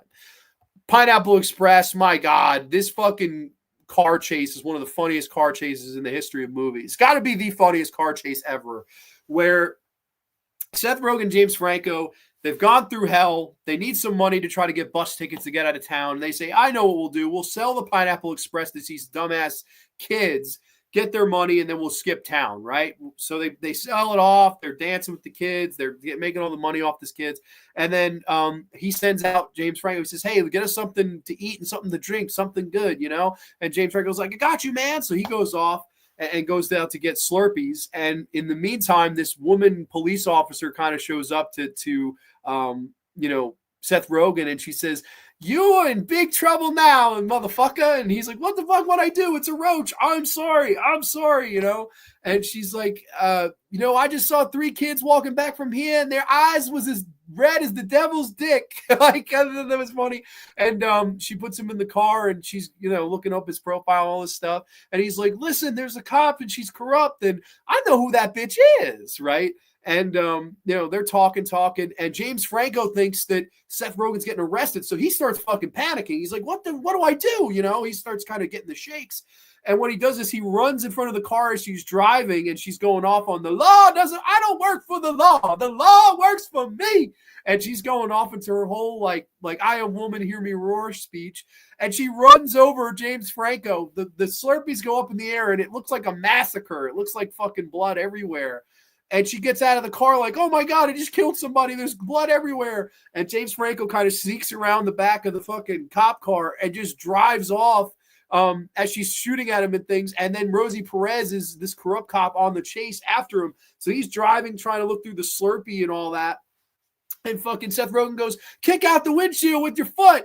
And he's like, I don't know how you drive with 1 foot. And he smashes his leg through the fucking windshield. So he's driving the whole car with his foot through the windshield. And every time I watch that, I fucking crack up laughing. Like, that's one of the all-time funniest chase scenes in movies. Like, it never ceases to make me laugh. And the whole, he goes, I'm going to try something. And he stops the car. Rosie Perez stops and starts shooting at them like target practice. And he's like, why did you think that would work? He's like, I don't know. Like, I don't know, something so fucking funny about that. That car chase scene is iconic. Really, really good stuff in Pineapple Express. And of course, lastly, Roldy and Kumar. Roldy and Kumar and all the crazy shit they go through in their night and their journey to White Castle, right? Hey, look, Roldy, it looks like a lamer version of us. And it's these 2 guys look exactly like them. And they start to just getting jumped and beaten with bats and crowbars and canes and kendo sticks. And he's like, drive! And they're driving off. There's the scene where they go to the hospital and Ryan Reynolds is randomly there. Another fun little cameo, which he did as a favor to Cal Penn, right? Just to do the whole Van Wilder reunion, as he played his kind of sidekick here as this doctor, marijuana, but why? As they're cutting this guy open, trying to get the bullet out of him. And he's like, hey, listen to me, sir. Do you know how to get to the nearest White Castle from here? Saves this guy's life, pulls bullets out of him, cauterizes everything. Hey, you know how to get to White Castle? Like, what else would you ask this fucking guy? The shit sisters, the shit sisters that are playing battle shit. Damn, you sunk my battle shit. And they're making fun of each other, and Harold and Kumar are in the fucking porta potty like, oh my God, they're freaking the fuck out. So fucking funny, man. I think that stuff makes me laugh every time. Like, I really, really like that particular sequence. I thought that was really funny. And then, of course, the stuff towards the end where Harold gets arrested by these dumbass racist cops who are, just holding people up just for being minorities and things like that. They escape and then have to ride a cheetah that they also smoke pot with in order to get away. It's just very fucking silly, but very funny at the same time. Like, I don't know, there's something about Roldy and Kumar and all of its craziness that I always find really funny no matter how many times I watch it. This is close. This might be one of the hardest categories of the night here because I think all 3 of these movies are very fucking funny in their own respective way. This is why we have to talk it out because it's really tough. This is the hardest category of the night so far for me. I'm going to lean towards Friday being the funniest of these 3. I think Friday, there's something about it that, like, every time I watch it, I think I laugh the hardest. It may have... I don't know. This is really hard. I'm going to lean towards Friday. I'm going to say Friday, but this is as close as it gets. Like, I think any of the three of them could get this. This is all subjective. Like, I think these are all really, really fucking funny movies. What do you guys have to say though? Because I'm definitely curious. I don't even know how you decide this. They're all pretty funny. Exactly. It's the hardest one. Squirrel, tree, squirrel. Cheetah part is awesome. Absolutely. The shits is, damn, you sunk my battleship. And then they're talking about fucking Kumar. She's like, I want to go smoke weed with that dirty Indian guy. And Kumar's like, oh shit. Like, I don't know, something so funny about that. Pineapple Express. I'll go Pineapple, Friday, Castle, but they're all funny. They are all funny. I don't know. I gotta go Friday though. For some reason, I think the laughs are the most organic in Friday. Like, I would say Friday is the funniest of these three movies. It's really close, but yeah, Friday is the funniest for me. So Friday breaks the tie for now. We're 7 categories in. It is 3-2 in favor of Friday, as we have our last 2 categories here. Ending versus ending versus ending. This is the penultimate category, of course. What movie has the best ending? As we have Craig taking on Debo. We have the Pineapple Express trio here with the broken heart and the cracked pieces in the middle. Of course, is Seth Rogen, James Franco, Danny McBride. And then, of course, the Feast of Brothers here as Kumar and Harold eat their White Castle. They finally get there. Another really tough one. Really, really tough one here, as I really like all 3 of these endings, and for all different reasons, right? Of course, the ending of Friday, where finally Craig stands up to Debo. I'm not taking your shit anymore. You know that he goes, hey man, that's a female, and he gets in his face and he's like, what you gonna do? And he pulls out a gun on him, and it's like crooked, and he's like, oh yeah, he's like, let's see how tough you are now.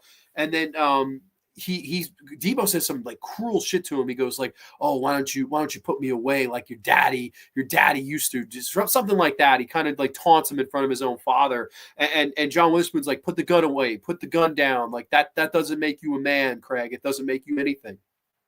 And Craig puts it down and fights Debo straight up, and he eventually beats him, and the whole neighborhood's like cheering on Craig, like, you did it. And Craig gets the girl, he gets Nia Long.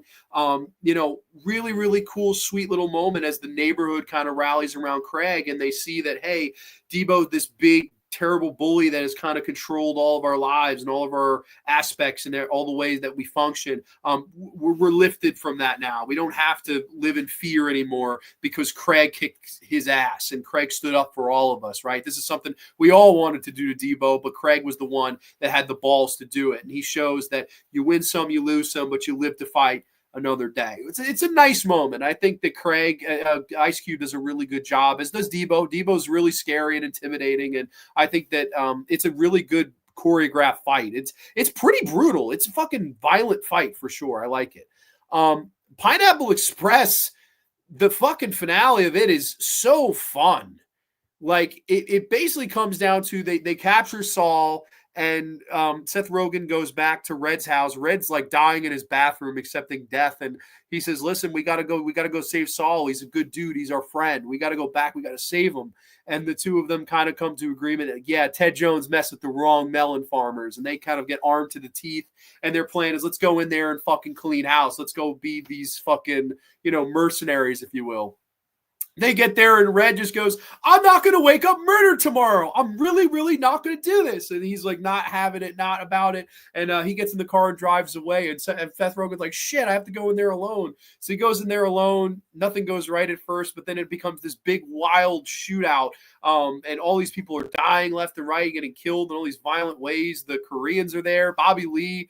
People throwing bombs, people shooting each other, people getting run over by cars, Rosie Perez getting crushed by a car. It's just a wild, it almost becomes a different movie. It's like you're watching John Wick or something. It's like, holy fucking shit. This is crazy, as all this carnage ensues in the third act. It's a really fun little finale, as, of course, the 3 stupidest people survive the fight. Of course, our holy trio here of Craig, of Saul, and of course of Dale Denton. I'm sorry, Red, Dale, and Saul here. Just great. I love this trio. I think that's a funny shot as they kind of play, and Seth Rogen loses his pants. Just funny shit.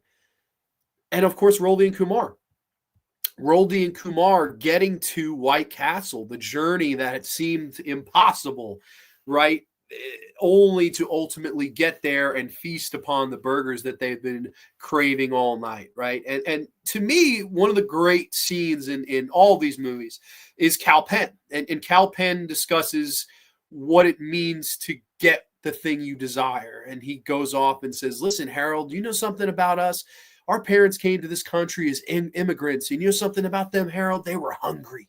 They were hungry for opportunity. They were hungry for the perfect food, and not just any kind of food, but any food with any kind of condiments and toppings and sides that they wanted. It's America, Harold. America. I'm talking about the pursuit of happiness, the American dream.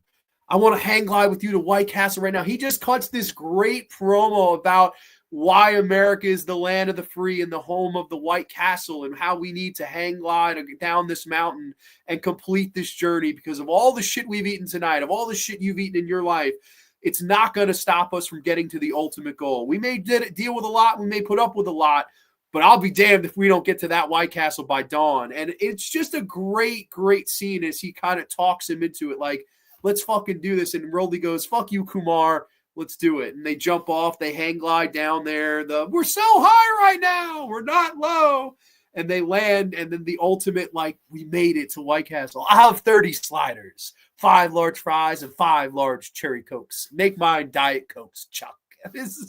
And they don't have the money. They don't have the money to fucking pay. And Neil Patrick Harris is there with the fucking, he goes, I'll pay for your meal. I'm really sorry about your car. Doogie Howser, why'd you steal my car? And here's 40 for the burgers and 200 for the car. I made some love stains. You'll see. Where are you going, Neil?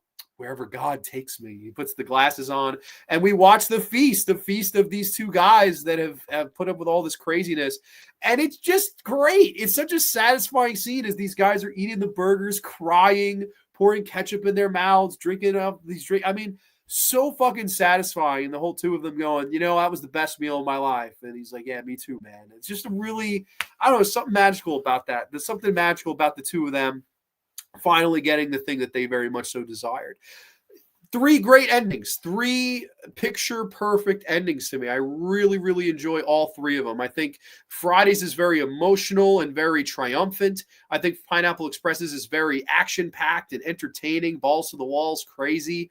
And Roldy and Kumar is perhaps the most satisfying and uplifting, if you will, as you have these two guys that had this wild night, but finally get to the destination, right? It's Clark Griswold finally getting to Wally World. It's Steve Martin finally getting home after the planes, trains, the automobiles, and all that. It's this duo that get to White Castle, get to have that meal. That is the ultimate crescendo of the story that I think is really good. 3 great endings, but I'm sorry. I'm so sorry about this, but you know what? We're going with it. We're going with Harold and Kumar Go to White Castle, getting the point here. And we are tied again at 3-2 with 1 category to go, ladies and gents. This is getting fun, but what did you all have to say? I'll go Friday. How you going to get fired on your day off? All 3 movies have great endings. I agree. I go Pineapple Castle Friday. Yeah, I don't think you can go wrong with any of these 3 endings. All 3 of them are fucking great. But heart of hearts here, I had to go with my guys Roldy and Kumar in White Castle, that destination landing of the American dream, the pursuit of happiness, and all these boring cliches that are just so fun and well delivered. It's a nice payoff. To me, it's the perfect payoff to the movie that builds up to this point. Sometimes it's the climb and the destination is not the most entertaining. I think this is the opposite. I think it's a great climb, and like the payoff, it's perfect. It's like the only way they could have paid it off. Which brings us to the final category. Duo versus duo versus duo. Of course, Craig and Smokey, Saul and Dale, Harold and Kumar. Who is the best duo of the movies here? And of course, we've had a lot of categories tonight. We've had a lot of discussion. We've had, a lot to talk about, mostly in the positive light. And it's funny. It's a buddy stoner movie versus special. We talked lead versus lead, director versus director, all these categories. Who was the best duo, I think, is the most important. That's why I had it as the final category. Which one of these duos work the best together? Now, I'm sure a lot of people will go, oh, that's just whatever favorite movie of the 3 you go with. Not necessarily. I think chemistry, and I think it does take 2 to tango, as the old saying goes. I do think was the most important part of your buddy stoner movie, even more so than the comedy, even more so than the ending, direction, writing, story, performers, is the chemistry between the duo. Do these duos work? And the answer in all three cases is yes, but the ultimate question is, which one is the best? Can Pineapple force a three-way tie to get to a tiebreaker, or will we crown a winner on Friday in Harold and Kumar? Let's get into it. Let's talk about it. Place your bets. This is the last category. Duo versus duo versus duo. And of course, we have Smokey and Craig, Chris Tucker and Ice Cube, respectively. Two guys that did stay friendly throughout the years. Actually, read quite a few times that they met up and were buddies again. And I don't think there was any ill will towards Chris Tucker not doing Next Friday or Friday After Next or any of the sequels as Smokey. I think Ice Cube respected whatever decision it was that Chris Tucker made. Now, again, it's up in the air. Was it money? Was it religious reasons? Was it that he just wanted to do Rush Hour? Well, we may never know. I do think it was the money thing, but it's speculation. I can't tell you for sure. The only person that could is Chris Tucker, and I don't know if he'd tell you the truth, so it is what it is. Their chemistry together is really good, and I think that the two of them worked fantastically in this movie because, again, it does feel very organic, right? These two guys who, one is kind of crazy over the top, the other one down after losing his job, and then he's just trying to cheer up his buddy. I'm trying to cheer you up for the day. I may sell you out to my drug dealer. I may get you in all sorts of trouble. I may end up seeing it by the end of the night, you're getting into a fist fight for your life. There's all these things that happen, but I think throughout it all, the two of them work so well together. I really like the two of them in this movie. There's a lot of good laughs. There's a lot of good chemistry. And I think that Cube and Tucker work great together. On the next hand, you got Rogan, you got Franco, who in real life were really good friends. I mean, they were really good friends in real life, which is really kind of sad now because I don't know if everyone knows this. So I'm about to burst your bubble if you don't. In real life, these two are not friends anymore in real life. Of course, Seth Rogen disowned James Franco after all of the sexual allegations. I understand. I do think, I don't know. It's hard to say. This is hard to say. So forgive me if it's not the most perfect statement in the world, but I have tons of friends. Listen, if I had any close friend that did what James Franco did, I would not stand by what they did. That's my friend, and what they did is deplorable, and they need to face the music for what they've done. I don't know about dropping the person entirely for something like that, but that's just me. I don't know. Maybe it's circumstantial. Maybe some people. I don't know, but unfortunately, I've not heard the best about Seth Rogen either. I don't think either one of these guys in real life are the best. I would not want to meet either one of them ever, never. I like the characters they play in the movies. That's it. This is one where it's you break the fourth wall. You may just be regretful. You meet your heroes. You may just be regretful. But moving past that and being unbiased here, I do think you can see that these two were really good friends in this movie. They play off each other so well because at first Rogan has to play it like, oh, I don't want to be anywhere near this guy. I just want my weed. I just want to go to Amber Heard. I don't want anything to do with James Franco. I don't want anything to do with his character. And Saul is this guy's being overly nice. And you can see he's not friendly like this to everybody. He really likes Dale Denton. He wants to be his buddy. He doesn't want to just be his dealer. He wants to be his friend. And as the movie plays out, they slowly but surely kind of come together where at the end, Dale Denton realizes, I got to go save Saul. That's one really good friend that I don't want to let go. And that's a big thing with this particular movie. It's the realization of Dale Denton saying, hey, that Saul guy's got my back, whether he's stupid or silly or crazy. I got to have his back at the end of the night. So that's something I really appreciate with their chemistry in the movie. And lastly, Roldy and Kumar, John Cho and Kal Penn, who to me are on paper the most underdog, dark horse duo that there's ever been.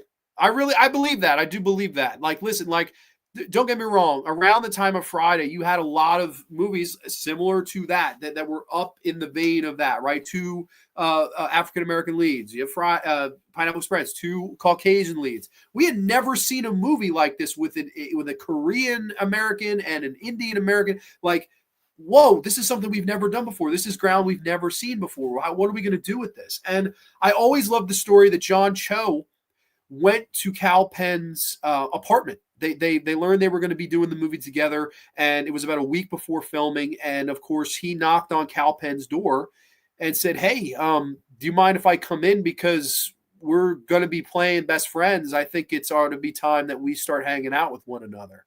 And Kal Penn was pleasantly surprised, like, yeah, dude, like, come in. Like, I'd love to get to know you better. And the two of them sat down and spent time together, not just getting to know Harold and Kumar, but getting to know John and Cal, right? These two guys got along and learned each other in real life before they tried to have chemistry on screen in this fictional reality that we've created of these two stoner buddies traveling to White Castle. It's a nice story. And I don't think that either one of these two guys took this opportunity for granted, because this is not an opportunity that a lot of people of their respective races were getting at this time. How many fucking stoner movies star two Korean guys? How many star two Indian guys? It's rare. It's rare. It's not, it doesn't grow on trees. They both knew this was their opportunity. The studios may not have believed in them. National Lampoons may not have believed in them. The producers that thought, well, this is going to go direct to DVD may not have believed in them, but the two of them said, we've got to do this. We've got to hit this out of the park, and we've got to have this chemistry. Otherwise, no one's going to buy this at all, and we're going to just fall flat on our faces on the one and only opportunity that we have to make an impact. And I think that the two of them, I think that's just such a nice story. You do buy them as best friends. Yeah, they're different. They're so different, right? One is this one that lets everybody walk all over him at work. The other one is this guy just wants his dad to pay for everything, and they just both want to get high and talk about nonsense and things like that. But there are little character moments to me between the two of them that go such a long way. There's a great scene where they see Maria outside of the 16 Candles, and he goes, hey, you two thought you had nothing in common, but you got the same lame taste in movies. And Cal is like, pointing at his face and stuff. That stuff's awesome, man. I really like that. I think that little character moments like that just feels very like something that you and your own buddies might do, something you and your own buddies might encounter and discuss. Really important stuff that I think goes a long way in a buddy comedy. All three of these duos are great. All three of them are tremendous, and I think all three of them have a very, very good argument when it comes to duo versus duo versus duo. And I think a large theme of all three of these movies, aside from the marijuana, aside from the wild goose chase, running from gunfire, riding a cheetah, running from the cops, running from shit sisters, and shootouts in the third act, and Ted Jones and the Mellow Farmers and all 9 yards, I think all three of these movies, while they are all funny, while they are all really, really well done, I think they're also, all three of these movies are mainly about friendship. And I think that's what leads me to liking buddy stoner comedies so much, is that, yeah, you can't relate to it. I don't smoke pot. I never smoked pot, but I've had a lot of good friends. I've been very fortunate to have a lot of good friends in my life. A lot of people I consider close buddies, a lot of people that I could totally see myself going through these situations with, and you try to think about it, like, who would have my back? Who would be there for me, right? Like my good friend JP, I know he would take a fucking, I don't know why, but he would take a bullet for me. I know that, and I don't take that for granted. And if JP's watching, we love you, buddy. But yeah, like, you, to me, can put yourself in the shoes of these. Which one are you? Which one am I? I think that's a big part of it. I think the friendship element, the friendship element of duo versus duo versus duo. And we have to decide a winner here. My duo winner here is Harold and Kumar. Yes, Harold and Kumar, John Chow, Kal Penn. Roldy takes the fourth vote, and the final score is Harold and Kumar Go to White Castle 4, Friday 3, and Pineapple Express 2. 9 categories. Really, really, really good stuff here as Roldy and Kumar go to White Castle. Do your victory lap. Do your victory lap. My favorite buddy stoner movie. It's this one right here. It's Harold and Kumar Go to White Castle. But let's hear what you have to say in the comments. I am also, of course, curious to hear what you have to say in the comments. Let's see. I think we were here. Dante Inferno chimes in. Welcome, Dante. Hope all is well with you. I'm going to go Harold and Kumar as the best duo. They had 3 movies together and certainly had the most screen time and growth. Yeah, that's true. Like, I'm just going on these movie, but absolutely. I mean, you think about it, Ice Cube and Chris Tucker never do another movie together, which is a shame. And I do think that he being in the sequels would have helped that. And I think it would have helped the movies respectively, but they're not. Pineapple Express was a one-off, although Franco and Rogan worked together a lot. This Is the End, The Interview, so many other movies that the two of them worked on together, and they do work well in those films as well. I just think with Rolly and Kumar, there's something about the small character moments between the two And the fact that there was no belief in these guys, and they said, "Fuck you." We're again, just like the director, we're giving nothing, we're taking it all. And I think that was a good mentality to have. I don't know if you guys are into commentaries, but there's a great commentary on this disc with them two and the director, and they talk all about this stuff. That Kal Penn was stopped in numerous airports every time they would go to a promotion for this movie. Kal Penn would get randomly searched, so much so that it's in the sequel. If you watch Harold and Kumar Go, Escape from Guantanamo Bay, one of the first scenes is Kal Penn getting randomly searched at the airport. They were like, we got to make a skit of this. And so they did it, it just seemed like it was like a black cloud was over this movie production. And they were like, fuck you, we're going to go make a banger. And that's what they did. Let's see. I agree with you, GR. Okay. I love Saul and Danton. But I might have to agree with Mac. Harold and Kumar have the great chemistry and the best film friendship. Yeah, I'm with that. I'm wholeheartedly with you. I agree with you, Baby Graveyard. Thank you. I go Castle, Pineapple, and then Friday because Smokey is the true villain of Friday. Okay, you don't like Smokey. I know you don't like Smokey. I know this. The Christmas one is hilarious. Yes, it is. We love the Christmas one. To be honest, all three of them films never get old. I'm with you completely. Mateo throwing a burger up. Okay, awesome. All Pineapple Express wins in my heart. Why? Everybody, you're entitled to your opinions. If you like, one of these over the other, or like one of these over the other two, I do think that there's really no going wrong with these particular movies. Harold and Kumar Go to White Castle, Friday, and of course Pineapple Express.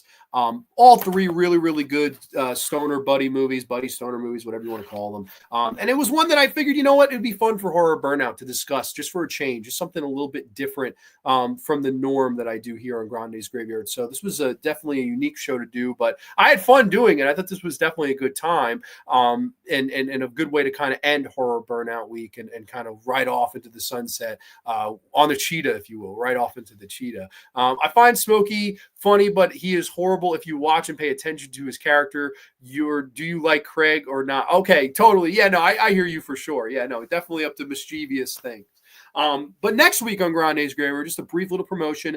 Next week on Grande's Graveyard, we get nasty. Yes, we go back and dive into, I believe this is the Video Nasty special number 10. Yes, 10 Video Nasties episodes. I know this is like my longest episodic running series on Grande's Graveyard. It's this or the roundtables. I'm not sure which is longer, but we're going to get into some Video Nasties, so I'm very excited for that. This is going to be a lot of fun. And then we're ending the month with a little bit of a Mario Bava special on Black Friday, so don't miss out on that. It's going to be a lot of fun.